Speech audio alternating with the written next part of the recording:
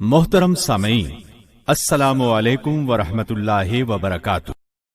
ہاشم آپ کے پردادا تھے۔ بہت دولت مند ہونے کے ساتھ ساتھ سخاوت، مروت اور احسان میں بھی بے مثال تھے۔ ہاشم کہلانے کی وجہ یہ تھی کہ ان کے عہد میں ایک مرتبہ مکہ مکرمہ میں قحط پڑ گیا۔ یہ فلسطین گئے اور اونٹوں پر آٹے کی بہت سی بوریاں لاد لائے، بہت سے اونٹ ذبح کیے، ان کا شوربہ تیار کیا، روٹیاں پکوائیں۔ ان روٹیوں کو شوربے میں بھگو بھگو کر اہل شہر کو کھلاتے رہے۔ عرب اس کھانے کو حشیم اور سرید کہتے ہیں۔ یہ سلسلہ ایک مدت تک جاری رہا، اسی وجہ سے ان کا نام ہاشم پڑ گیا۔ وہ حاجیوں کی خدمت اور مہمان نوازی میں بھی بڑھ چڑھ کر حصہ لیتے تھے۔ اسی سخاوت اور فیاضی سے ہاشم کا نام پورے عرب میں مشہور ہو گیا۔ ذاتی اثر و رسوخ اور وجاہت کی وجہ سے ان کی دوسرے ممالک کے درباروں میں بھی رسائی تھی۔ انہوں نے ہی قریش میں سب سے پہلے یہ دستور جاری کیا کہ سال میں 2 مرتبہ تجارتی قافلے روانہ ہوا کریں، موسم گرما میں شام کی طرف اور موسم سرما میں یمن کی طرف۔ چنانچہ اسی دستور کے مطابق دونوں موسموں میں قافلے روانہ ہوتے تھے۔ سورۃ القریش میں اللہ تعالیٰ نے قریش کو یہی انعام یاد دلایا ہے، کیونکہ قریش اللہ کی رحمت سے موسم سرما و گرما کے عادی ہو گئے۔ ان کی سمجھ میں یہ بات آ گئی کہ اس نعمت کے شکریہ میں اللہ کی عبادت کرنا چاہیے، جو اس گھر کا مالک ہے، اور اس نے انہیں بھوک میں کھانا دیا اور خوف سے امن بخشا۔ نجاشی شاہ حبش ہاشم کی بے حد خاطر مدارت کرتا اور تحفے تحائف بھی پیش کرتا۔ قیصر روم بھی ان سے بہت مہربانی سے پیش آتا تھا۔ ہاشم نے یمن اور روم کی حکومت سے قریش کے تجارتی قافلے کی حفاظت کا حکم حاصل کیا، اور یہ ان کے اعلیٰ تدبر کا نتیجہ تھا کہ تمام راستے قریش کے تجارتی قافلوں کے لیے محفوظ ہو گئے۔ اس طرح مکہ مکرمہ بین الاقوامی تجارت کا مرکز بن گیا۔ اس سے خانہ کعبہ کی زیارت اور فریضہ حج عام ہو گئے، اور مکی زبان بھی ملک کے چاروں طرف سمجھی جانے لگی۔ ان قریشی قافلوں اور سالانہ میلوں کی وجہ سے جزیرہ نمائے عرب میں ایک معاشی مرکز پیدا ہو گیا۔ ان سالانہ میلوں میں قریش کو سرمایہ دارانہ تجارت اور قافلوں کی حفاظت کے سلسلے میں بہت اہمیت حاصل تھی۔ اس طرح مکہ مکرمہ تجارتی مرکز بنا، جس نے سیاسی مرکزیت کا راستہ کھولا جو اسلام کا کارنامہ بننے والا تھا۔ 197 عیسوی کے چند ماہ بعد ہاشم کی بیوی سلمہ بنت عمرو کے ہاں مدینہ منورہ میں شیبہ یعنی عبد المطلب پیدا ہوئے۔ بچے کے سر میں کچھ بال سفید تھے، اس لیے ان کا نام شیبہ رکھا گیا۔ شیبہ کا مطلب ہے بوڑھا۔ ہاشم کی وفات کے بعد ذمہ داریاں ان کے بھائی مطلب نے سنبھال لی تھیں۔ گویا مطلب شیبہ کا چچا تھا۔ اس کی وفات کے بعد شیبہ نے رفادہ اور سقایا کی ذمہ داریاں خوبی سے سنبھالیں۔ انہوں نے یمن اور حبشہ کے درباروں میں اپنی قوم کی نمائندگی بھی کی۔ ان کی ملکیت میں ایک قدرتی چشمہ بھی تھا۔ ایک دن خواب میں انہیں اشارہ ملا کہ فلاں جگہ کھود کر غائب شدہ زمزم کا کنواں برآمد کریں۔ کھودتے وقت اس سے انہیں دفن شدہ خزانہ بھی ملا، جو کعبے کے چڑھاووں پر مشتمل تھا۔ عبد المطلب کو زمزم کی ملکیت کے لیے بہت دشواریاں پیش آئیں، مگر اہل شہر امن پسند تھے۔ انہوں نے طے کیا کہ کسی غیر جانبدار حاکم سے اس کا فیصلہ کرا لیا جائے۔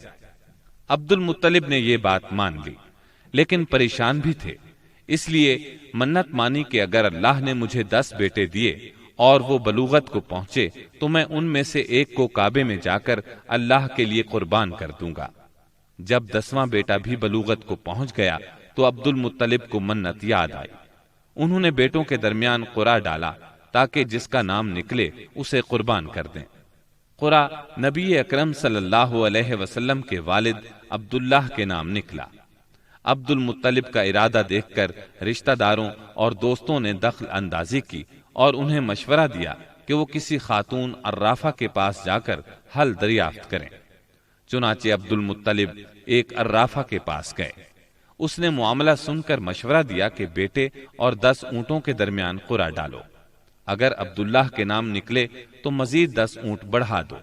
اس طرح خون بہا کی مقدار میں اضافہ کرتے جاؤ یہاں تک کہ قرا خون بہا پر نکلے۔ انہوں نے قرا اندازی شروع کی، قرا ہر بار عبداللہ کے نام نکلتا رہا۔ یہ 10 اونٹ ہر بار بڑھاتے گئے، جب 100 اونٹ پورے ہو گئے تب قرا اونٹوں کے نام نکلا۔ عبد المطلب نے 3 بار ایسا کیا تاکہ اطمینان ہو جائے۔ ہر بار 100 اونٹوں ہی کا قرا نکلا۔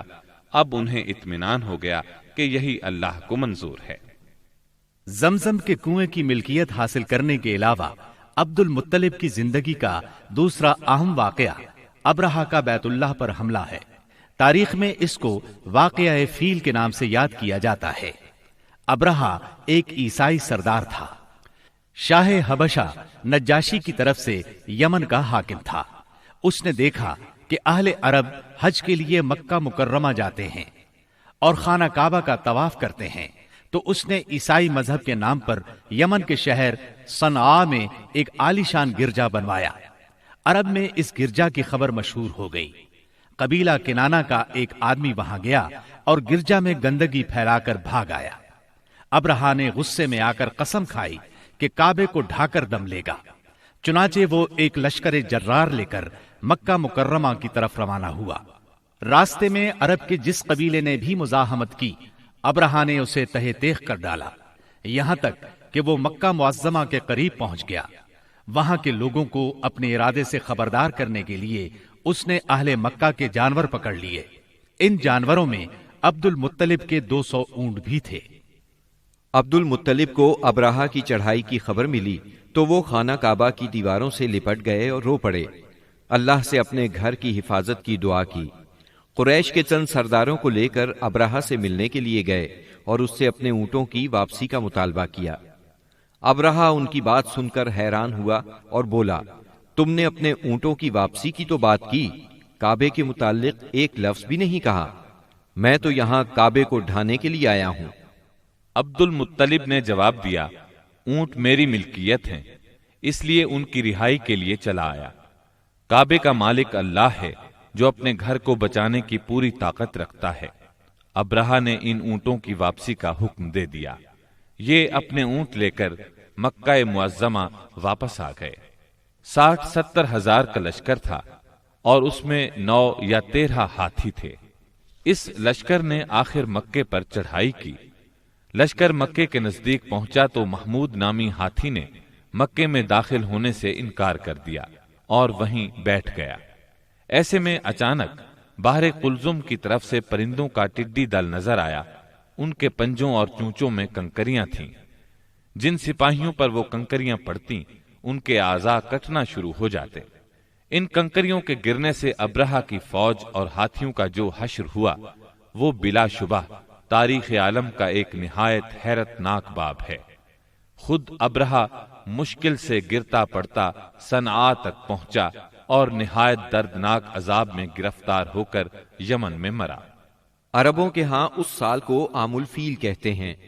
ایک مدت تک یہی تقویمی سال شمار ہوتا رہا۔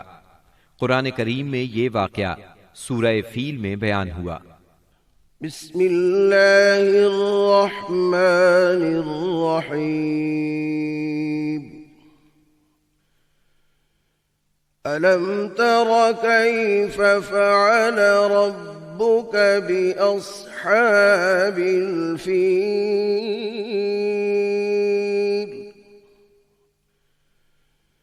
أَلَمْ يَجْعَلْ كَيْدَهُمْ فِي تَضْلِيلٍ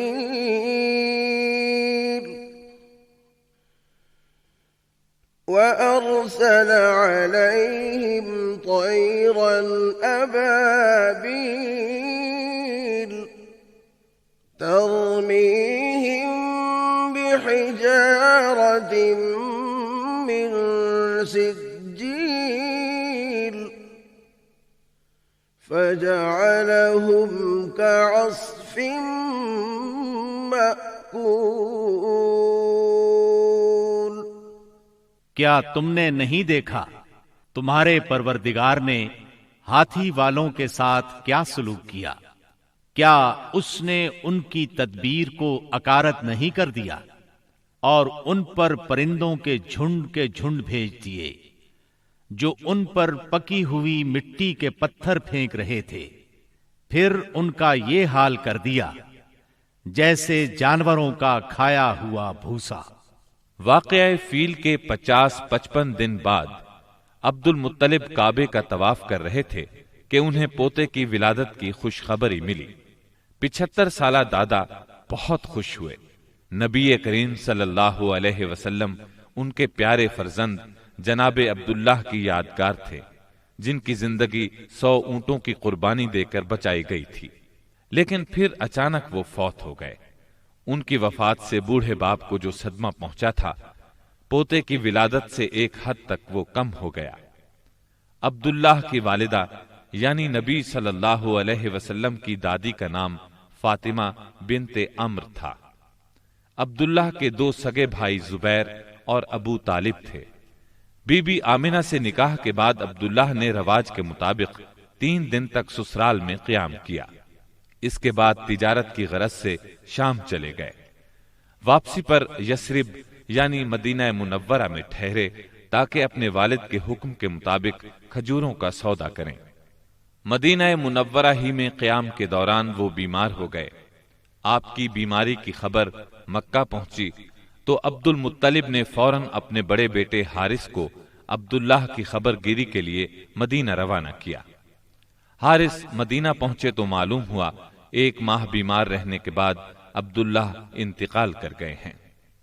انتقال کے وقت انہوں نے 5 اونٹ، چند بکریاں اور 1 باندی چھوڑی، جس کی کنیت ام ایمن اور نام برکت تھا۔ عبداللہ کا انتقال اپنے پیغمبر بیٹے کی ولادت سے چند ماہ پہلے ہی ہو گیا تھا۔ گویا آپ صلی اللہ علیہ وسلم شکم مادر ہی میں یتیم ہو گئے تھے۔ آپ کی والدہ سیدہ آمنہ طہارت نفس، شرافت، عزت، عفت، عصمت اور پاک بازی میں بے مثال تھی۔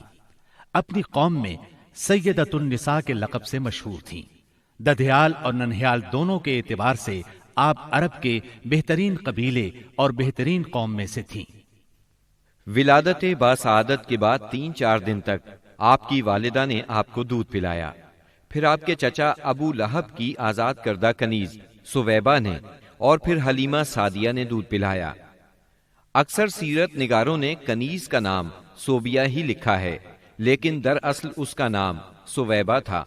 جس طرح صحیح بخاری اور سیرت نگاری کے عالمی مقابلے میں اول آنے والی سیرت نبوی پر مستند کتاب الرحیق المختوم میں مذکور ہے۔ دودھ پلانے کی ذمہ داری ماہ ربیع الاول 52 قبل ہجری یعنی اپریل 571 عیسوی میں سونپی گئی۔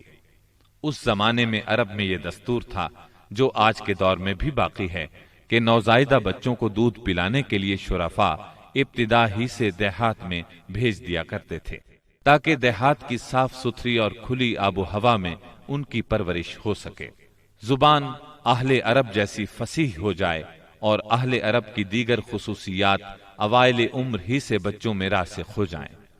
اس دستور کے مطابق سال میں 2 مرتبہ بنی سعد کی عورتیں شیرخوار بچوں کی تلاش میں آیا کرتی تھیں۔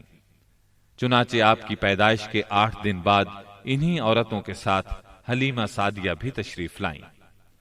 دوسری عورتوں کو تو مکہ مکرمہ کے کھاتے پیتے گھرانوں کے بچے دودھ پلانے کے لیے مل گئے، لیکن حلیمہ سعدیہ خالی ہاتھ رہ گئیں۔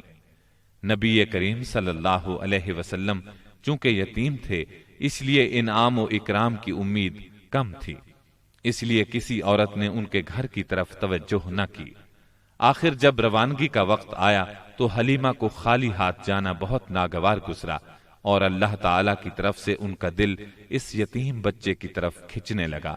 چنانچہ انہوں نے اپنے شوہر حارث سے جا کر کہا، اللہ کی قسم مجھے یہ اچھا نہیں لگتا کہ میری ساری سہیلیاں تو بچے لے کر جائیں اور میں اکیلی کوئی بچہ لیے بغیر جاؤں، میں جا کر اس یتیم بچے ہی کو لے لیتی ہوں۔ شوہر نے یہ سن کر کہا، کوئی حرج نہیں، ممکن ہے اللہ ہمارے لیے اسی میں برکت عطا کر دے۔ اس کے بعد انہوں نے جا کر بچے کو لے لیا۔ قافلہ روانہ ہوا، سب سوار ہو کر چل پڑے۔ حلیمہ سعدیہ بھی آپ کو لے کر چلیں۔ حلیمہ کی اونٹنی دبلی پتلی، دیکھنے میں مریل اور چلنے میں سب سے سست رفتار تھی۔ لیکن جو ہی حلیمہ سعدیہ آپ کو لے کر اس پر سوار ہوئیں، یکا یک وہ برق رفتار ہو گئی۔ باقی عورتوں نے اس منظر کو حیرت سے دیکھا کہ حلیمہ سعدیہ کی مریل اونٹنی ان کی طاقتور اور تیز رفتار اونٹنیوں سے آگے نکلی جا رہی تھی، اور پھر وہ ان سب کو پیچھے چھوڑ گئی۔ یہ تبدیلی دوسری عورتوں کے لیے کسی معجزے سے کم نہیں تھی۔ حلیمہ کے والد ابو زویب کا نام عبداللہ بن حارث تھا۔ وہ نبی صلی اللہ علیہ وسلم کے رضائی نانا ہوئے۔ حلیمہ کے شوہر کا نام حارث بن عبد العزا تھا۔ یہ دونوں ہی قبیلہ سعد بنی بکر بن حوازن سے تعلق رکھتے تھے۔ اسی طرح حارث کے بچے آپ کے رضائی بھائی بہن ہوئے۔ جب تک آپ صلی اللہ علیہ وسلم حلیمہ سعدیہ کے گھر رہے، ان کا گھر برکتوں سے مالا مال رہا۔ حلیمہ بیان کرتی ہیں کہ وہ جب آئی تھیں تو قحط سالی کا دور تھا۔ ان کے پاس ایک گدھی تھی جو اس قدر دبلی پتلی اور مریل تھی کہ پورے قافلے میں سب سے سست اور مریل چال چلتی تھی۔ ایک اونٹنی بھی تھی مگر وہ قطرہ دودھ کا نہیں دیتی تھی۔ حلیمہ کا اپنا بچہ بھوک سے بے قرار ہو کر بلکتا رہتا تھا، خود سوتا نہ ماں باپ کو سونے دیتا۔ مگر جب وہ آپ کو لے کر اپنے گھر آئیں اور آپ کو گود میں لیا تو سینہ دودھ سے بھر گیا، یہاں تک کہ آپ نے پیٹ بھر کر دودھ پیا، اور آپ صلی اللہ علیہ وسلم کے ساتھ حلیمہ کے بیٹے نے بھی خوب دودھ پیا۔ پھر دونوں آرام کی نیند سو گئے۔ اس رات حلیمہ کا بچہ بالکل نہ رویا۔ ادھر شوہر اونٹنی کے پاس گیا تو کیا دیکھتا ہے، تھن سے دودھ ابلا چاہتا ہے۔ چنانچہ وہ دودھ دوہنے لگا۔ اس نے اس قدر دودھ دوہا کہ گھر کے سب برتن بھر گئے۔ دونوں نے خوب دودھ پیا اور آرام کی نیند سو گئے۔ حلیمہ سعدیہ کا گھرانہ سب سے زیادہ قحط زدہ تھا، لیکن مکے سے واپسی کے بعد ان کی یہ حالت ہوئی کہ جب بکریاں چر کر گھر واپس آئیں تو ان کی کوکھیں نکلی ہوئی تھیں اور تھن دودھ سے لبریز تھے۔ اب گھر والے خوب دودھ پینے لگے، جبکہ قحط کی وجہ سے دوسرے گھرانوں کو دودھ بالکل نہیں ملتا تھا۔ یوں اس گھرانے کو مسلسل خیر و برکت نصیب ہوئی۔ حلیمہ کا دستور تھا کہ وہ ہر 6 ماہ بعد آپ کو مکے لاتی، والدہ اور خاندان کے لوگوں سے ملاتی، اور پھر اپنے دیار بنی سعد واپس لے جاتی۔ جب مدت رضاعت پوری ہو گئی تو دودھ چھڑا کر آپ کی والدہ کے پاس لائیں۔ اب تک وہ آپ کی وجہ سے خیر و برکت دیکھ چکی تھی، اس وجہ سے چاہتی تھی کہ آپ کو ابھی ان کے پاس ہی رہنے دیا جائے۔ چنانچہ انہوں نے آپ کی والدہ سے کہا، کیوں نہ آپ بچے کو ابھی میرے پاس ہی رہنے دیں تاکہ یہ اور مضبوط ہو جائے، مجھے مکے کی وبا سے ڈر لگتا ہے۔ والدہ اس پر راضی ہو گئیں اور حلیمہ آپ کو لے کر خوش خوش اپنے گھر آ گئیں۔ اس طرح آپ قریباً 2 برس تک وہیں رہے۔ پھر آپ کے سینہ مبارک کو چاک کرنے کا واقعہ پیش آیا۔ اس واقعے سے خوفزدہ ہو کر حلیمہ اور ان کے شوہر نے آپ کو آپ کی والدہ آمنہ کے حوالے کر دیا۔ انس بن مالک رضی اللہ عنہ بیان کرتے ہیں، آپ بچوں کے ساتھ کھیل رہے تھے کہ جبریل علیہ السلام تشریف لائے۔ آپ کو لٹا کر سینہ چاک کر دیا، پھر آپ کا دل نکالا اور اس میں سے ایک لوتھڑا نکال کر فرمایا، یہ تم سے شیطان کا حصہ ہے۔ پھر دل کو سونے کے تشت میں زمزم کے پانی سے دھویا اور واپس سینہ مبارک میں رکھ دیا۔ ادھر بچے دوڑ کر حلیمہ سعدیہ کے پاس آئے اور کہنے لگے، محمد کو قتل کر دیا گیا۔ وہ لوگ فوراً آپ کے پاس پہنچے، دیکھا کہ رنگ اترا ہوا ہے۔ سیدنا انس کا بیان ہے کہ میں نبی اکرم صلی اللہ علیہ وسلم کے سینے پر سلائی کا نشان دیکھا کرتا تھا۔ اس واقعے کے بعد آپ کو مکے پہنچا دیا گیا اور آپ نے اپنی ماں کے سایہ محبت میں اپنے خاندان کے اندر کوئی 2 برس گزارے۔ پھر والدہ، دادا اور ام ایمن کے ساتھ مدینہ منورہ کا سفر کیا، جہاں آپ کے والد کی قبر بھی تھی اور دادا کا ننھیال بھی تھا۔ آپ مدینے میں 1 ماہ رہ کر واپس ہوئے تو راستے میں آپ کی والدہ بیمار ہو گئیں اور مقام ابوا پہنچ کر انتقال کر گئیں۔ انا للہ و انا الیہ راجعون۔ انہیں وہیں دفن کیا گیا۔ اب بوڑھے عبد المطلب آپ کو لیے مکے پہنچے۔ ان کے دل پر آپ کی والدہ کی وفات کی وجہ سے گہرا اثر تھا۔ آپ کے لیے ان کے دل میں ایسی محبت پیدا ہوئی کہ خود ان کے اپنے بیٹوں کے لیے ویسی محبت نہ تھی۔ وہ آپ کی بہت قدر کرتے، اپنی اولاد سے بڑھ کر چاہتے، خوب اکرام کرتے، اپنے لیے تیار کرائے گئے خاص فرش پر انہیں بٹھاتے، اس فرش پر کسی اور کو نہ بیٹھنے دیتے، پیٹھ پر ہاتھ پھیرتے، آپ کی نقل و حرکت دیکھ کر خوش ہوتے۔ انہیں یقین تھا کہ مستقبل میں آپ کی نرالی شان ہونے والی ہے، لیکن ابھی آپ کی عمر 8 برس 2 مہینے کی ہوئی تھی کہ عبد المطلب بھی انتقال کر گئے۔ اب آپ کے چچا ابو طالب نے آپ کی کفالت کا بیڑا اٹھایا۔ یہ آپ کے والد کے سگے بھائی تھے، انہوں نے بھی آپ سے خاص رحمت اور شفقت برتی۔ وہ مالدار تو نہ تھے، لیکن آپ کی کفالت کے بعد اللہ تعالیٰ نے ان کے تھوڑے سے مال میں اس قدر برکت دی کہ ایک آدمی کا کھانا پورے کنبے کے لیے کافی ہو جاتا تھا۔ خود آپ بھی صبر و قناعت کا نمونہ تھے، جو ملتا اسی پر قناعت فرماتے۔ جب آپ کی عمر 12 برس اور کہا جاتا ہے کہ مزید 2 ماہ اور 10 دن ہوئی تو آپ کے چچا ابو طالب نے تجارت کے لیے ملک شام جانے کا ارادہ کیا۔ آپ کو ان کی جدائی بہت گراں گزری۔ ابو طالب خود بھی متاثر ہوئے، لہٰذا آپ کو اپنے ساتھ لے لیا۔ قافلہ ملک شام کی حدود میں پہنچا تو شہر بصرہ کے قریب پڑاؤ کیا۔ بحیرہ نامی عیسائیوں کا ایک راہب اپنے گرجے سے نکل کر ان کے پاس آیا اور قافلے کے درمیان سے گزر کر نبی صلی اللہ علیہ وسلم کے پاس پہنچا۔ پھر آپ کا ہاتھ پکڑ کر بولا، یہ دنیا کے سردار ہیں، پروردگار عالم کے رسول ہیں، اللہ انہیں رحمت عالم بنا کر بھیجے گا۔ میں انہیں مہر نبوت سے بھی پہچانتا ہوں۔ یہ کندھے کے نیچے نرم ہڈی کے پاس سیب کی طرح ہے، اور ہم اس کا ذکر اپنی کتابوں میں بھی پاتے ہیں۔ پھر اس نے قافلے کی دعوت کی اور ابو طالب سے کہا، انہیں یہاں سے واپس بھیج دیں، ملک شام نہ لے جائیں، کیونکہ انہیں یہودیوں سے خطرہ ہے۔ اس پر ابو طالب نے غلاموں کے ہمراہ آپ کو مکے بھیج دیا۔ جب آپ کی عمر 15 برس ہوئی تو ذیقات کے مہینے میں عکاظ کے بازار میں ایک لڑائی ہوئی۔ اس لڑائی میں ایک طرف قریش کے قبائل تھے اور دوسری طرف قیس اور اعلان کے قبائل تھے۔ دونوں میں گھمسان کا رن پڑا، فریقین کے کتنے ہی آدمی مارے گئے، لیکن پھر انہوں نے صلح کر لی اور طے پایا کہ دونوں طرف کے مقتولین گنے جائیں، جدھر زیادہ ہوں ادھر والے زائد مقتولین کا خون بہا لے لیں۔ اس کے بعد جنگ ختم ہو گئی اور باہمی دشمنی کو ختم کر دیا گیا۔ اس جنگ میں نبی کریم صلی اللہ علیہ وسلم بھی شریک تھے، لیکن آپ نے لڑائی میں براہ راست حصہ نہیں لیا، اپنے چچاؤں کو تیر تھماتے تھے۔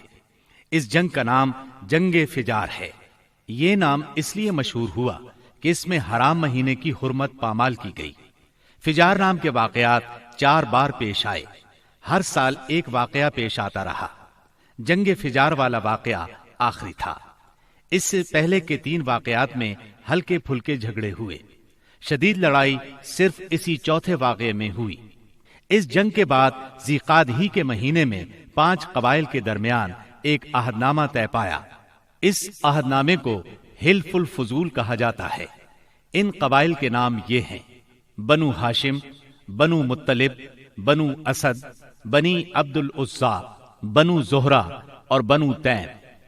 اس کی وجہ یہ ہوئی کہ یمن کا ایک آدمی اپنا سامان تجارت لے کر مکے آیا۔ عاص بن وائل نے اس سے وہ مال خرید لیا، لیکن قیمت ادا نہ کی۔ اس نے بنو عبد الدار، بنو مخزوم، بنو سہم اور بنو عدی سے فریاد کی، لیکن انہوں نے کوئی توجہ نہ دی۔ چنانچہ اس نے ابو قبیس کے پہاڑ پر چڑھ کر چند اشعار پڑھے، جن میں اپنی مظلومیت کا نقشہ کھینچا اور آواز لگائی کہ کوئی تو اس کا حق دلانے کے لیے اس کی مدد کرے۔ اس پر زبیر بن عبد المطلب نے دوڑ دھوپ کی، لہٰذا اس قبیلے کے افراد بنو تیم کے سردار عبداللہ بن جدعان کے گھر میں جمع ہوئے اور آپس میں عہد و پیمان کیا کہ مکے میں جو بھی مظلوم نظر آئے، خواہ مکے کا رہنے والا ہو یا کسی اور جگہ کا، یہ سب اس کی حمایت میں اٹھ کھڑے ہوں گے۔ انہوں نے عاص بن وائل سے بھی اس کا حق لے کر اس کے حوالے کیا۔ اس عہد و پیمان میں آپ بھی اپنے چچاؤں کے ساتھ تھے۔ نبوت سے سرفراز ہونے کے بعد آپ فرمایا کرتے تھے، میں عبداللہ بن جدعان کے مکان پر ایک ایسے معاہدے میں شریک ہوا کہ مجھے اس کے بدلے سرخ اونٹ بھی پسند نہیں، اور اگر میں اس کے لیے اسلام کے دور میں بلایا جاتا تو ضرور جاتا۔ نبی اکرم صلی اللہ علیہ وسلم یتیم پیدا ہوئے اور اپنے دادا پھر چچا کی کفالت میں رہے۔ والد سے وراثت میں جو کچھ ملا تھا اس سے کچھ نہیں ہو سکتا تھا، چنانچہ جو ہی آپ ہلکے پھلکے کام کرنے کے لائق ہوئے، اپنے رضائی بھائیوں کے ساتھ دیار بنی سعد میں بکریاں چرانے لگے۔ پھر جب مکہ معظمہ آئے تو وہاں بھی چند قیرات کے عوض اہل مکہ کی بکریاں چرائیں۔ قیرات 1 دینار کا 20واں یا 24واں حصہ ہوتا ہے، جس کی قیمت اس زمانے میں بمشکل 80-90 روپے سمجھ لیں۔ کم عمری میں بکریاں چرانا انبیاء کی سنت ہے۔ ایک بار عہد نبوت میں آپ نے فرمایا، کوئی بھی نبی نہیں گزرا مگر اس نے بکریاں ضرور چرائیں۔ پھر جب آپ جوان ہو گئے تو تجارت شروع کی۔ بعض روایات کی روح سے آپ صائب بن ابی صائب کے ساتھ مل کر تجارت کرتے تھے۔ آپ تجارت میں بہترین ساتھی تھے، لین دین کے معاملے میں لڑتے جھگڑتے تھے، نہ بحث کرتے تھے۔ تمام معاملات میں آپ حد درجے امانت دار، سچے اور پرہیزگار مشہور تھے۔ زندگی کے سبھی میدانوں میں آپ کا یہی طریقہ تھا، اسی بنا پر آپ کا لقب ہی امین مشہور ہو گیا تھا۔ ان تمام وجوہات کی بنا پر آپ کی شہرت سن کر سیدہ خدیجہ نے آپ کو تجارت کے لیے اپنے مال کی پیشکش کی۔ وہ عزت اور مال دونوں لحاظ سے قریش کی ایک معزز خاتون تھیں۔ لوگوں کو اجرت دے کر اپنا مال تجارت کے لیے بھیجا کرتی تھیں۔ اس پیشکش کے ساتھ انہوں نے یہ بھی کہا کہ وہ آپ کو سب سے اچھی اجرت دیں گی۔ چنانچہ آپ نے ان کے غلام میسرہ کے ساتھ شام کا سفر کیا، وہاں خرید و فروخت کی۔ اس خرید و فروخت میں بہت زیادہ نفع ہوا، اس قدر برکت ہوئی کہ پہلے کبھی اتنا منافع نہیں ہوا تھا۔ شام سے آپ مکہ واپس آئے اور سیدہ کی امانت انہیں سونپی۔ سیدہ خدیجہ نے امانت اور برکت کا یہ حال دیکھا تو حیرت زدہ رہ گئیں۔ ادھر میسرہ نے بھی آپ کی باتیں انہیں بتائیں۔ تب سیدہ نے محسوس کر لیا کہ انہیں ان کی مراد مل گئی ہے، چنانچہ انہوں نے آپ سے اپنی سہیلی کے ذریعے سے شادی کی خواہش ظاہر کی۔ انہوں نے سیدہ خدیجہ کے چچا عمرو بن اسد کو پیغام بھیجا۔ اس طرح بات طے ہوئی۔ نکاح کا خطبہ ابو طالب نے پڑھا، اس میں اللہ کی حمد و ثنا کی، پھر آپ کے فضل و شرف کا ذکر کیا۔ اس کے بعد ایجاب و قبول کے الفاظ کہے اور مہر بیان کیا۔ یہ ملک شام کے سفر سے واپسی کے 2 مہینے اور چند دن بعد کی بات ہے۔ اس وقت آپ کی عمر 25 سال تھی اور سیدہ خدیجہ کی عمر 40 سال تھی۔ ان کی عمر کے بارے میں کچھ اور قول بھی ہیں، لیکن مشہور قول 40 ہی کا ہے۔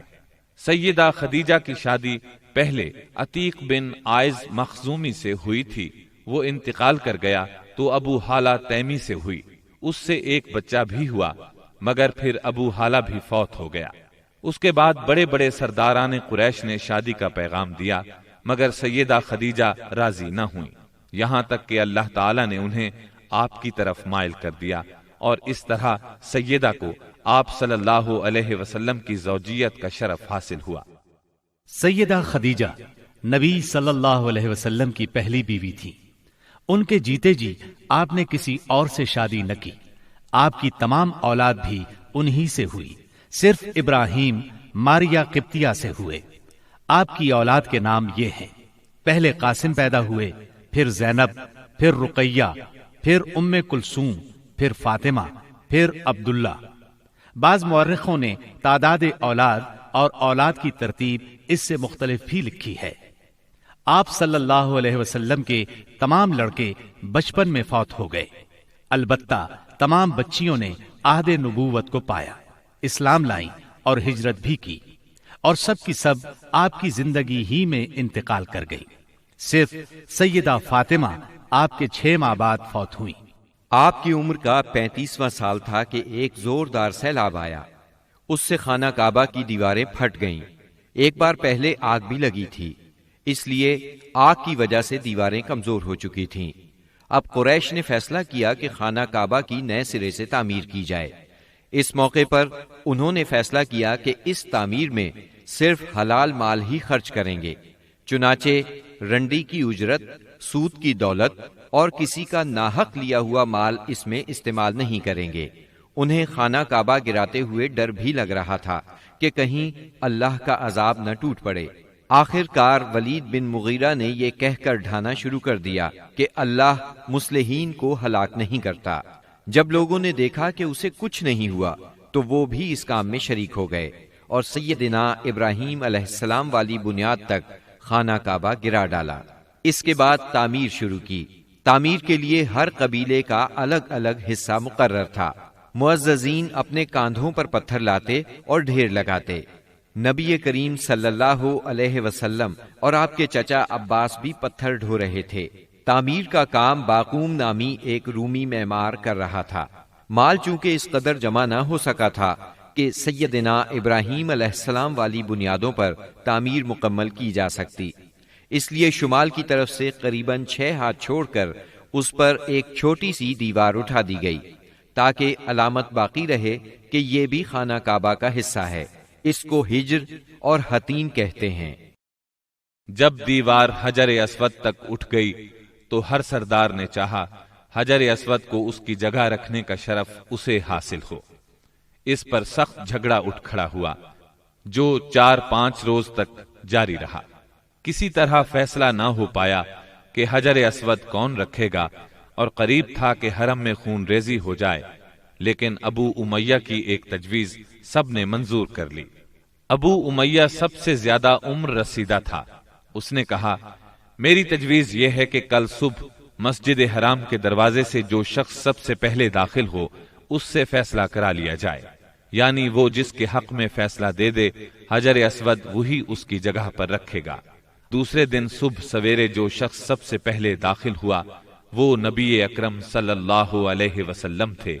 قریش آپ کو دیکھتے ہی بول پڑے، هذا الامین رضینا هذا محمد، یہ تو محمد ہیں جو کہ امین ہیں، ہم ان سے راضی ہیں۔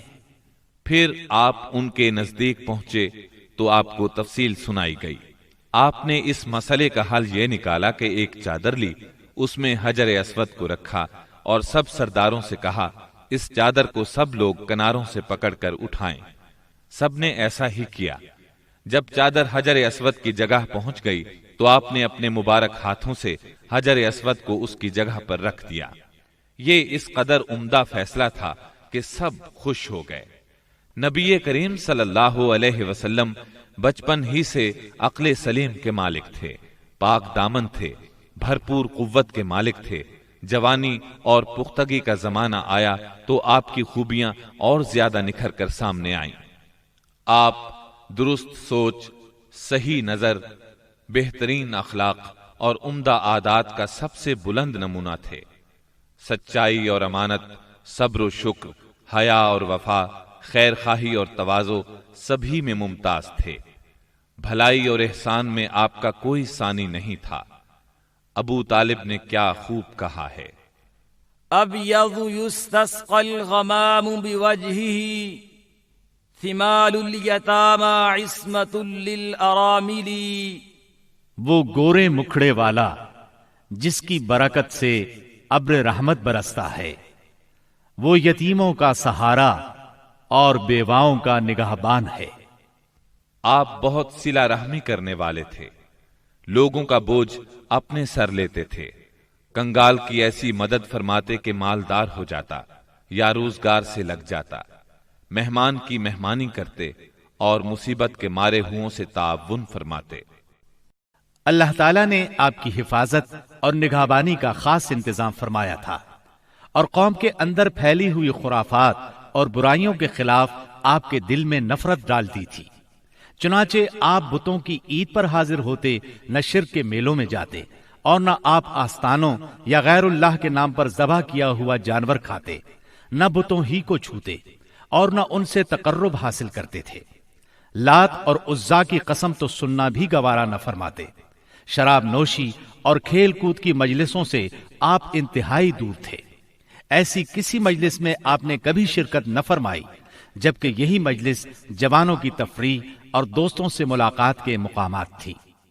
اللہ نے آپ کو خلوت پسندی عطا فرمائی تھی۔ عربوں کی جہالت اور گناہ آلود زندگی نے آپ کو افسردہ اور غمگین بنا دیا تھا۔ آپ اپنے اطراف میں پھیلی ہوئی انسانی اجتماعی زندگی کا مشاہدہ فرماتے تو آپ کو یہ محسوس کر کے دکھ ہوتا کہ ایک اللہ کی عبادت کا تصور دینے والے دین کو وہ لوگ بالکل بھول چکے تھے، اس دین کو جو ان کے جد امجد سیدنا ابراہیم علیہ السلام کا دین تھا، اسے بالکل فراموش کر چکے تھے۔ وہ اپنے ہاتھوں سے کعبے کی تعمیر نو بڑے احترام سے کرتے تھے، لیکن خانہ کعبہ میں بت رکھ کر ان کی پوجا کرتے تھے۔ یہ شرک نہیں تو اور کیا ہے؟ منافقت اور کہتے کس کو ہیں؟ جوا، شراب نوشی، بت پرستی اور بے حیائی معاشرے کا جز بن چکی ہے۔ اللہ تعالیٰ کی وحدانیت کا تصور تو پایا جاتا ہے، مگر اس تصور کو بت پرستی کے ذوق اور شوق نے بہت دھندلا کر دیا ہے۔ بتوں کی شکل میں اپنے معبود گھڑ لیے ہیں۔ ہر قبیلے اور ہر خاندان کا ایک پسندیدہ بت ہے اور کعبے میں 360 بت رکھے ہوئے ہیں۔ بت پرستی کے شوق کا یہ عالم ہے کہ قریش سفر میں جاتے ہیں تو ستو کے بت بنا لیتے ہیں اور جب ضرورت پڑتی ہے تو اپنے معبودوں کو گھول کر پی لیتے ہیں۔ قریش کے معاشرے اور عرب کے ماحول میں عورت بیچاری کی حالت اس قدر پست، ذلیل اور ردی ہے کہ وہ اونٹوں، بکریوں اور غلے کی طرح تجارت کی چیز بن چکی ہے۔ شادیوں پر کوئی پابندی، کوئی روک نہیں۔ ایک مرد جتنی عورتوں سے چاہے شادی کر سکتا ہے اور دوسری طرف عورت بھی جتنے مردوں کو پسند کرے ان سے تعلق پیدا کر سکتی ہے۔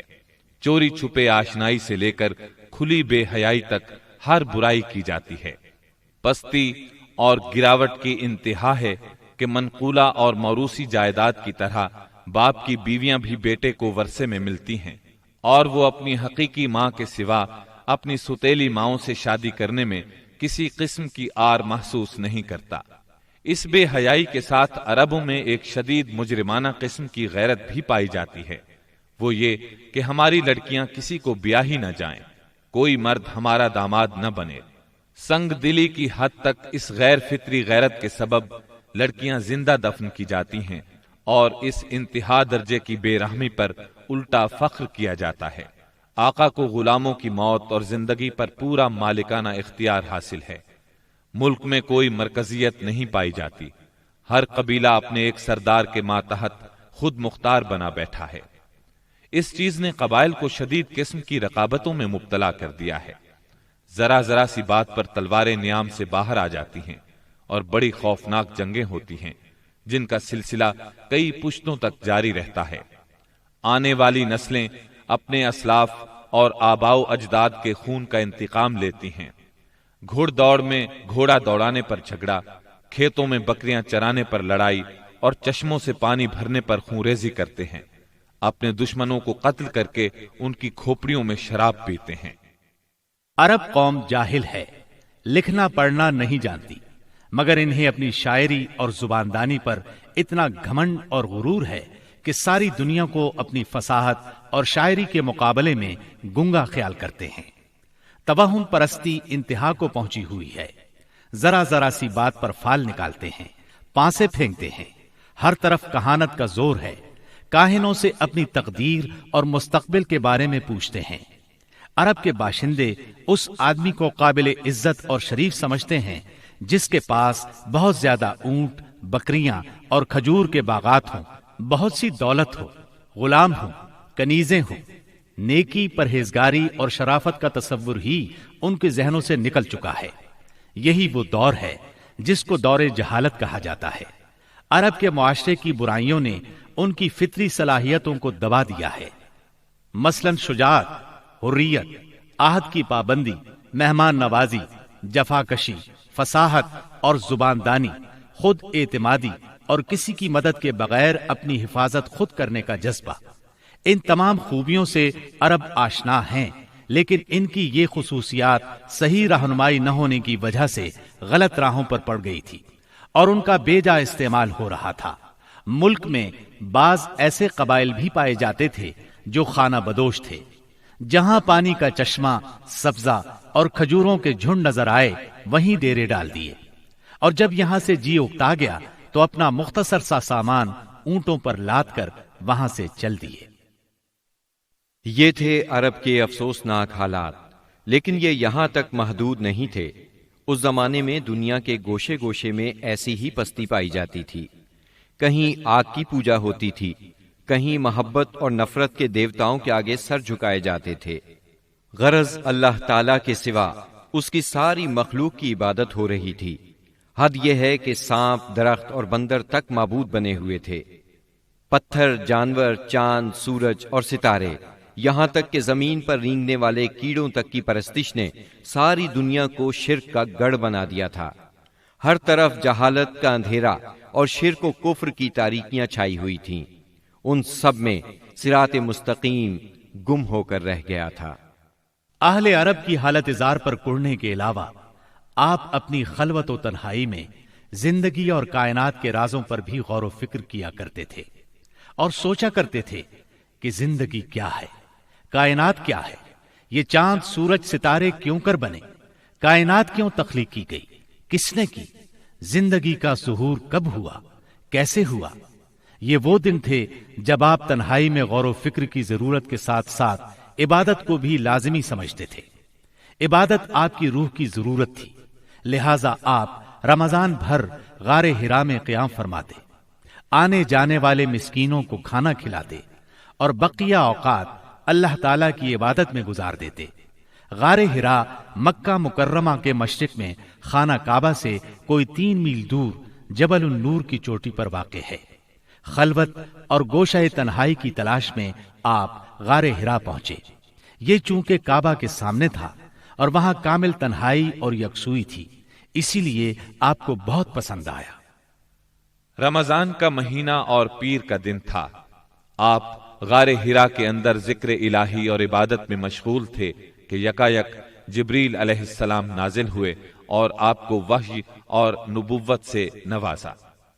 سیدہ عائشہ رضی اللہ عنہا فرماتی ہیں، رسول اللہ صلی اللہ علیہ وسلم پر وحی کا آغاز نیند میں اچھے خواب سے ہوا۔ آپ جو خواب دیکھتے وہ سفیدہ سحر کی طرح نمودار ہوتا۔ پھر آپ کو تنہائی پسند آنے لگی، چنانچہ آپ غار حرا میں خلوت فرمانے لگے اور کئی رات گھر آئے بغیر عبادت کرتے اور اس عرصے کے لیے توشہ بھی ساتھ لے جاتے۔ پھر سیدہ خدیجہ رضی اللہ عنہا کے پاس تشریف لاتے اور اتنی مدت کے لیے پھر توشہ لے جاتے، یہاں تک کہ آپ غار حرا میں تھے کہ آپ کے پاس حق آ گیا، یعنی فرشتہ آپ کے پاس آیا اور کہا اقرا، یعنی پڑھیے۔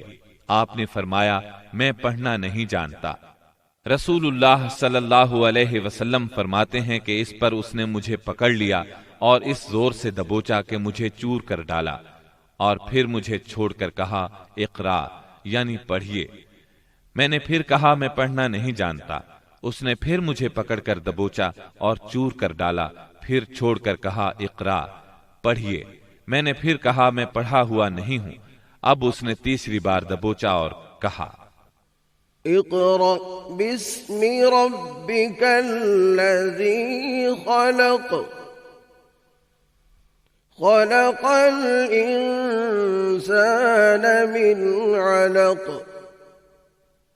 اقرأ وربك الأكرم الذي علم بالقلم علم الإنسان ما لم يعلم۔ پڑھ اپنے اس پروردگار کے نام سے جس نے پیدا کیا، انسان کو لوتھڑے سے پیدا کیا۔ پڑھ تیرا رب بڑا کریم ہے جس نے قلم کے ذریعے سے علم دیا، انسان کو وہ بات سکھائی جسے وہ جانتا نہ تھا۔ اب آپ نے یہ آیات پڑھ دیں، پھر آپ ان آیات کو لے کر واپس آئے۔ آپ کا دل کانپ رہا تھا۔ آپ نے سیدہ خدیجہ رضی اللہ عنہا کے پاس پہنچ کر فرمایا مجھے چادر اڑا دو، مجھے چادر اڑا دو۔ انہوں نے چادر اڑا دی، یہاں تک کہ دہشت جاتی رہی۔ پھر آپ نے سیدہ خدیجہ کو واقعہ سنایا اور فرمایا مجھے اپنی جان کا خوف ہے۔ انہوں نے کہا اللہ کی قسم ایسا ہرگز نہیں ہو سکتا، اللہ آپ کو کبھی رسوا نہیں کرے گا۔ آپ صلہ رحمی کرتے ہیں، بے سہاروں کا بوجھ اٹھاتے ہیں، خالی ہاتھ لوگوں کی مدد کرتے ہیں، مہمان کی مہمانی کرتے ہیں اور حق کے سلسلے میں پیش آنے والے مصائب میں مدد کرتے ہیں۔ اس کے بعد سیدہ خدیجہ آپ کو اپنے چچا زاد بھائی ورقہ بن نوفل کے پاس لے گئیں۔ یہ جاہلیت کے دور میں عیسائی ہو گئے تھے، عبرانی لکھنا پڑھنا جانتے تھے اور عبرانی میں انجیل لکھتے تھے۔ اس وقت بوڑھے اور نابینا ہو چکے تھے۔ سیدہ خدیجہ رضی اللہ عنہا نے ان سے کہا بھائی جان آپ اپنے بھتیجے کی بات سنیں۔ ورقہ بن نوفل نے کہا بھتیجے کہو تم کیا کہتے ہو؟ آپ نے جو کچھ دیکھا تھا بیان کر دیا۔ اس پر ورقہ بولے یہ تو وہی فرشتہ ہے جو موسیٰ علیہ السلام پر نازل ہوا تھا، کاش میں اس وقت زندہ ہوتا جب آپ کی قوم آپ کو نکال دے گی۔ آپ نے حیران ہو کر فرمایا میری قوم مجھے نکال دے گی؟ ورقہ بن نوفل بولے ہاں کوئی ایسا آدمی نہیں جو تم جیسا پیغام لایا ہو اور اس سے دشمنی نہ کی گئی ہو، اور اگر میں اس وقت تک زندہ رہا تو تمہاری زبردست مدد کروں گا۔ لیکن اس کے بعد جلد ہی ورقہ بن نوفل فوت ہو گئے اور ادھر وحی کا سلسلہ رک گیا۔ وحی کی بندش سے آپ کو سخت رنج و ملال ہوا، لیکن مصلحت الہی اسی میں تھی، کیونکہ اس طرح خوف جاتا رہا، معاملے کی نوعیت سمجھنے کا موقع ملا اور دوبارہ وحی کی مشقت برداشت کرنے پر طبیعت صرف آمادہ ہی نہیں ہوئی بلکہ ایک گونا شوق اور طلب بھی پیدا ہوئی، اور آپ دوبارہ وحی کا انتظار کرنے لگے۔ ادھر آپ گوشہ نشینی کی بقیہ مدت پوری کرنے کے لیے ورقہ کے پاس سے پلٹ کر دوبارہ غار حرا میں تشریف لا چکے تھے۔ جب ماہ رمضان ختم ہو گیا اور آپ کی اعتکاف کی مدت پوری ہو گئی تو عادت کے مطابق پہلی شوال کی صبح حرا سے اتر کر مکہ معظمہ روانہ ہوئے۔ نبی کریم صلی اللہ علیہ وسلم ارشاد فرماتے ہیں میں پہاڑ سے اتر کر میدان میں پہنچا تو مجھے پکارا گیا، میں نے دائیں دیکھا کچھ دکھائی نہ دیا، بائیں دیکھا تو بھی کچھ دکھائی نہ دیا، سامنے دیکھا تو بھی کچھ دکھائی نہ دیا، پھر پیچھے دیکھا تو وہاں بھی کچھ نظر نہ آیا۔ اس کے بعد میں نے سر اوپر اٹھایا تو کیا دیکھتا ہوں کہ جو فرشتہ حرا میں میرے پاس آیا تھا وہی آسمان و زمین کے درمیان موجود ہے۔ یہ دیکھ کر میرا پورا وجود اس کے روب سے بھر گیا، یہاں تک کہ میں زمین کی طرف جھک گیا۔ پھر میں خدیجہ کے پاس آیا اور کہا مجھے چادر اڑا دو، مجھے چادر اڑا دو، مجھے کمبل اڑا دو، ٹھنڈے پانی کے چھینٹے مارو۔ انہوں نے کمبل اڑا دیا، ٹھنڈے پانی کے چھینٹے مارے، پھر یہ آیات نازل ہوئیں یا ایہا المدثر قم فانذر وربک فکبر وثيابك فطهر والرجز فاهجر۔ اے کمبل پوش اٹھ اور لوگوں کو ان کی بدعملی کے نتائج سے ڈرا، اپنے رب کی بڑائی بیان کر اور اپنے کپڑے پاک رکھ اور گندگی سے الگ تھلگ رہ۔ بعثت نبوی کے ابتدائی 3 برسوں میں آپ چپکے تبلیغ کرتے رہے۔ اس دوران میں سیدنا ارقم رضی اللہ عنہ کا گھر اسلامی تحریک کا مرکز بنا۔ یہ گھر کوہ صفا کے دامن میں واقع تھا۔ نمازیں گھروں کے اندر اور پہاڑوں کی گھاٹیوں میں پڑھی جاتی رہیں۔ اس تبلیغ کے ذریعے سے چراغ جلتا رہا۔ آپ نے سب سے پہلے ان لوگوں کو تبلیغ فرمائی جن کے آپ کے ساتھ تعلقات تھے۔ آپ کو اپنے ان قریبی ساتھیوں کی طرف سے مایوسی کا سامنا نہیں کرنا پڑا۔ عورتوں میں آپ کی زوجہ سیدہ خدیجہ رضی اللہ عنہا، غلاموں میں زید بن حارثہ رضی اللہ عنہ، مردوں میں سیدنا ابو بکر صدیق رضی اللہ عنہ، اور لڑکوں میں سیدنا علی رضی اللہ عنہ نے سب سے پہلے اسلام قبول کیا۔ خفیہ دعوت و تبلیغ کا یہ سلسلہ قریباً 3 سال تک جاری رہا۔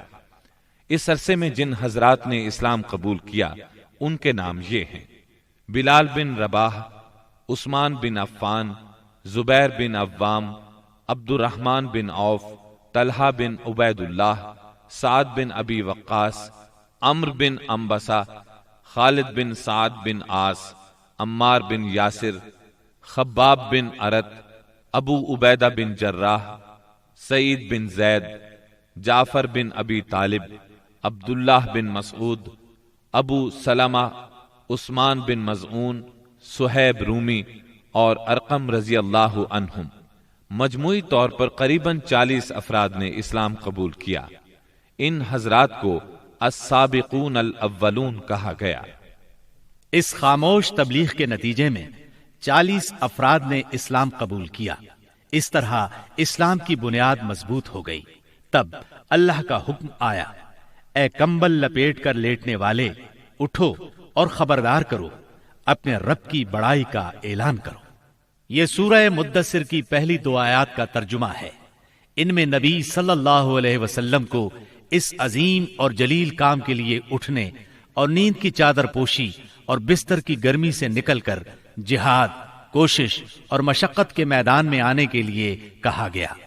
یا ایھا المدثر قم فانذر، اے چادر پوش، اٹھ اور ڈرا۔ گویا کہا جا رہا ہے جسے اپنے لیے جینا ہے وہ تو راحت کی زندگی گزار سکتا ہے، لیکن آپ جو اس زبردست بوجھ کو اٹھا رہے ہیں تو آپ کو نیند سے کیا تعلق، آپ کو راحت سے کیا سروکار، آپ کو گرم بستر سے کیا مطلب، پرسکون زندگی سے کیا نسبت، راحت بخش ساز و سامان سے کیا واسطہ۔ آپ اٹھ جائیے اس عظیم کام کے لیے جو آپ کا منتظر ہے، اس بھاری بوجھ کے لیے جو آپ کے لیے تیار ہے۔ اٹھ جائیے جد و جہد اور مشقت کے لیے، تکان اور محنت کے لیے اٹھ جائیے کہ اب نیند اور راحت کا وقت گزر چکا۔ اب آج سے مسلسل بیداری ہے، طویل اور مشقت سے لبریز جہاد ہے۔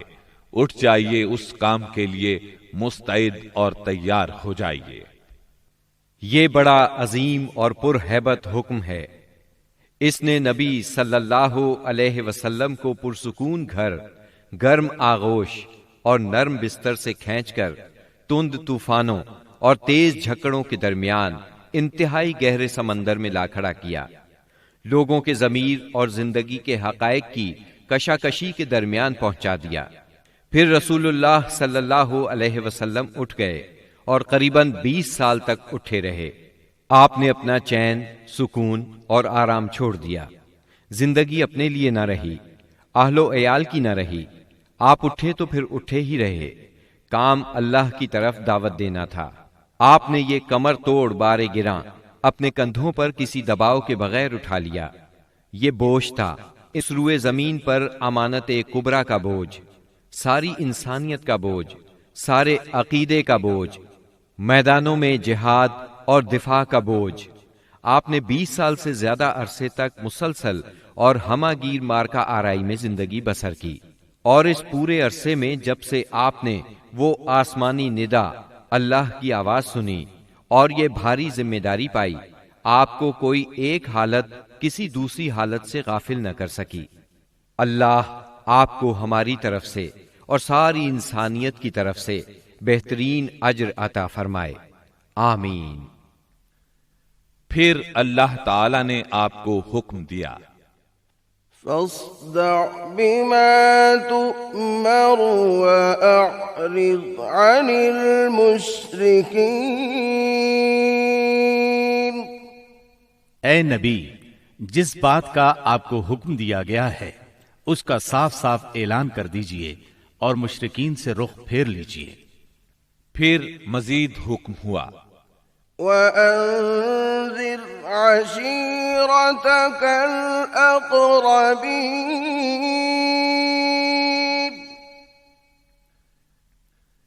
وَاخْفِضْ جَنَاحَكَ لِمَنِ اتَّبَعَكَ مِنَ الْمُؤْمِنِينَ۔ اور سب سے پہلے اپنے قریبی رشتہ داروں کو کفر اور شرک سے ڈرائیے، اور جو ایمان لے آئے اور آپ کی پیروی کرے اس کے ساتھ نرمی اور شفقت کا معاملہ فرمائیے۔ جب آپ کو عام دعوت دینے کا حکم دیا گیا اور یہ ہدایت نازل ہوئی کہ آپ اپنے قریب ترین عزیزوں کو سب سے پہلے اللہ کے عذاب سے ڈرائیں، تو آپ نے صبح سویرے کوہ صفا پر چڑھ کر بلند آواز سے پکارا، یا صباحا۔ عرب میں یہ صدا وہ شخص لگاتا تھا جو صبح کے جھٹپٹے میں کسی دشمن کو اپنے قبیلے پر حملہ کرنے کے لیے آتے دیکھ لیتا تھا۔ آپ کی یہ آواز سن کر لوگوں نے پوچھا، یہ کون پکار رہا ہے؟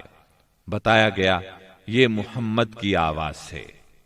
اس پر قریش کے تمام خاندانوں کے لوگ آپ کی طرف دوڑ پڑے۔ جو خود آ سکتا تھا وہ خود آیا، جو نہیں آ سکتا تھا اس نے اپنی طرف سے کسی کو بھیج دیا۔ جب سب لوگ جمع ہو گئے تو آپ نے قریش کے ایک ایک خاندان کا نام لے لے کر پکارا، اے بنی ہاشم، اے بنی عبد المطلب، اے بنی فہر، اگر میں تمہیں یہ بتاؤں کہ اس پہاڑ کے پیچھے ایک لشکر تم پر حملہ کرنے کے لیے تیار ہے تو کیا تم میری بات کو سچ مانو گے؟ کیونکہ میں ایسی جگہ کھڑا ہوں جہاں سے میں ادھر بھی دیکھ رہا ہوں اور ادھر بھی۔ سب نے یک زبان ہو کر کہا، ہم آپ کی بات فوراً مان لیں گے، ہم نے کبھی آپ کو جھوٹا نہیں پایا، ہم نے ہمیشہ آپ کو سچا ہی پایا ہے۔ تب آپ نے فرمایا، میں تمہیں ایک سخت عذاب سے پہلے خبردار کرنے کے لیے بھیجا گیا ہوں۔ آپ کا چچا ابو لہب بھی اس مجمع میں موجود تھا۔ وہ آپ کا خطاب سن کر سخت برہم ہوا، کہنے لگا، ستیہ ناس جائے تیرا، کیا اس لیے تو نے ہمیں جمع کیا ہے؟ ایک روایت میں یہ بھی ہے کہ اس نے پتھر اٹھایا تاکہ آپ کو کھینچ مارے۔ اس طرح مکے میں اعلانیہ تبلیغ کی ابتدا ہوئی، لوگ مسلمان ہونے لگے۔ مسلمان ہونے والوں میں زیادہ تر نوجوان لوگ تھے۔ اس طرح ان کے بڑوں کو بہت دکھ ہوا کہ ہماری اجازت اور مرضی کے بغیر یہ کیوں پرانے قومی دین سے پھر گئے۔ ان لوگوں نے اپنے نو عمر رشتہ داروں کو طرح طرح سے اذیتیں دی، مارا پیٹا، بھیڑیاں لگا کر قید کیا، چھت کے بغیر کمروں میں بند کیا، تپتی ریت پر ننگے بدن لٹایا، مگر یہ تمام اذیتیں بے اثر رہیں۔ ان لوگوں میں آزاد مرد اور عورتیں بھی تھیں، لونڈی اور غلام بھی تھے۔ لونڈیوں اور غلاموں کو ان کے آقاؤں نے شدید تکالیف پہنچائیں۔ اسی طرح موالی بھی تھے، یعنی غیر قبیلوں کے عرب، جو اہل مکہ میں کسی ایک کے ساتھ کسی معاہدے کے ذریعے سے موالی بن گئے تھے، مطلب یہ کہ ان کے حلیف بن گئے تھے۔ ان میں سے ایک سیدنا عمار بن یاسر رضی اللہ عنہ کا خاندان بھی تھا۔ ان کے خاندان کو خاص طور پر ظلم کا نشانہ بنایا گیا۔ سیدنا یاسر رضی اللہ عنہ پر اتنا ظلم ڈھایا گیا کہ وہ شہید ہو گئے۔ سیدہ سمیہ رضی اللہ عنہا جو سیدنا عمار کی والدہ تھیں، انہیں ابو جہل نے نیزہ مار کر شہید کر دیا۔ یہ اسلام میں پہلی شہید خاتون ہیں۔ جلد ہی قرآن کریم میں بت پرستی کے خلاف سخت آیات نازل ہوئیں۔ مثلاً سورہ انبیاء کی آیت 98 میں ارشاد ہوا، إنكم وما تعبدون من دون الله حصب جهنم أنتم لها واردون۔ بے شک تم اور وہ بت جن کو تم اللہ کے سوا پوجا کرتے ہو سب دوزخ کا ایندھن ہوں گے اور تم سب اس میں داخل ہو کر رہو گے۔ اس پر مشرکین کے ظلم و ستم میں اور شدت آ گئی۔ آپ کی ذات کے خلاف اور اسلام کے حلقے میں داخل ہونے والوں کے خلاف تیزی آ گئی۔ خاص طور پر ابو جہل اور ابو لہب نے انسانیت کی حدود پھلانگ ڈالی۔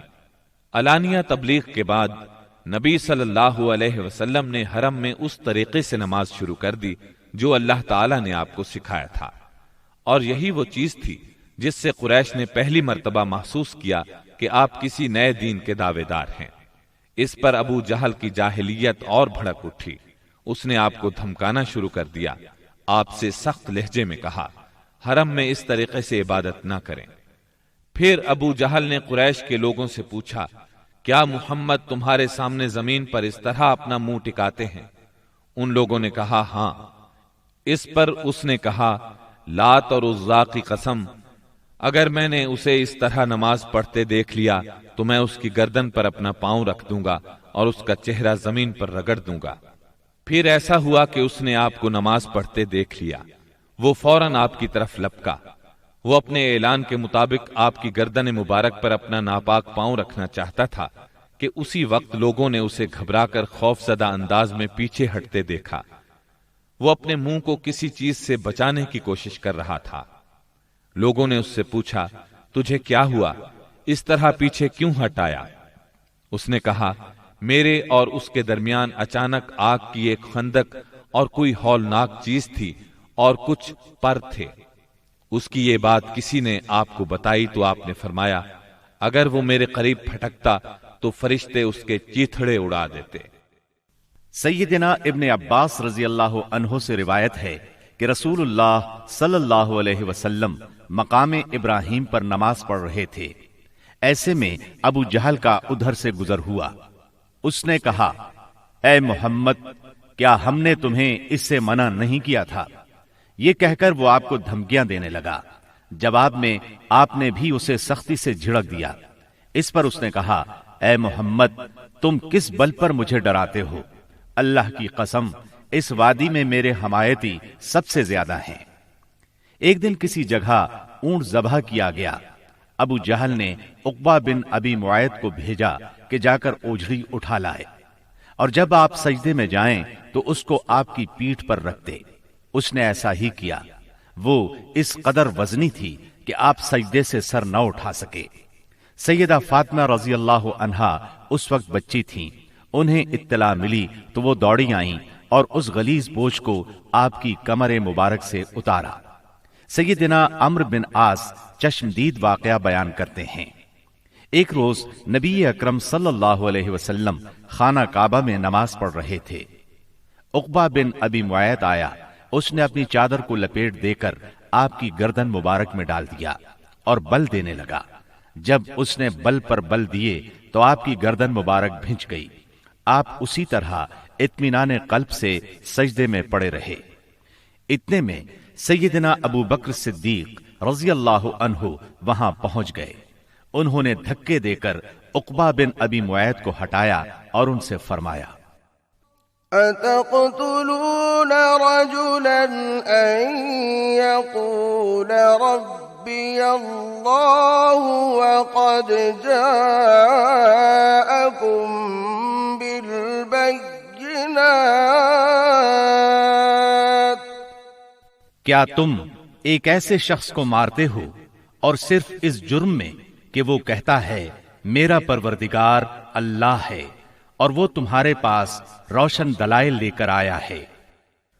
ان کے ایسا کہنے پر چند شریر سیدنا صدیق اکبر رضی اللہ عنہ پر ٹوٹ پڑے اور انہیں خوب زد و کوب کیا۔ انہی واقعات پر سورہ علق کی آیات 6 تا 19 نازل ہوئیں، اور اسی سورت کی پہلی 5 آیات نازل ہونے کے بعد سب سے پہلے اسلام کا اظہار نبی کریم صلی اللہ علیہ وسلم نے نماز ہی سے کیا تھا، اور کفار سے آپ کی مٹ بھیڑ کا آغاز بھی حرم میں آپ کے نماز پڑھنے سے ہوا تھا۔